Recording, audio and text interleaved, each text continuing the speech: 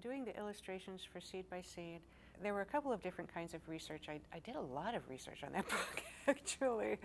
I read a biography of Johnny Appleseed that was really interesting.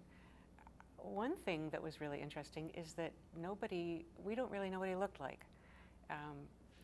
In this book that I read, you know, nobody drew pictures of him, nobody painted pictures of him. People wrote letters about him, but the information in the letters is sometimes contradictory. You know, one person will say his eyes were gray, one will say his eyes were brown, and you know, just really different descriptions. But there were some common threads. He was strong, he was sinewy, and a lot of the ideas that we have, you know, that have become cliches, he didn't actually go around with a coffee sack and a pot on his head all the time, but he did wear everybody's cast-off clothing.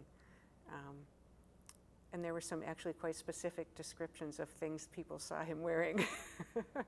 So that was one part of it. And then Esme had her ideas about 5 things she wanted kids to remember, 5 things that seemed to her to be essential to his life. So one was use what you have, share what you have, respect nature. You can reach your destination by taking small steps, and I've left one out. Which one did I leave out? Anyway, so I was thinking, I think kids would have an easier time remembering these ideas if they had something concrete to attach them to. And when I said concrete, I was thinking like an actual physical object. So I wanted the object to both embody the idea that it was trying to communicate, and also to be something that would have existed in Johnny Appleseed's time, and to be something that would naturally have words on it that I could write those words on. So for example, there was a story that I read, actually it was a story in Esme's manuscript. He would travel around and he would stay in people's homes, and he was quite educated, he read a lot, and he would leave chapters of books in people's houses so that they could read them too. And so share what you have, I looked up what books would have looked like at the time, and I physically made a little fake book.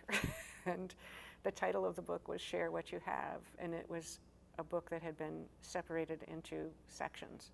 So it was really interesting. I got to research a lot of different things, and you know, anytime you do a book, you don't use all of what you research. You learn a lot of things that don't go in. So for example, one of the things I considered using was, I learned that in money, people would actually cut money in half, and so, you know, a dollar, if you cut it in half, it would be a $half. So I learned a lot of interesting things on the way.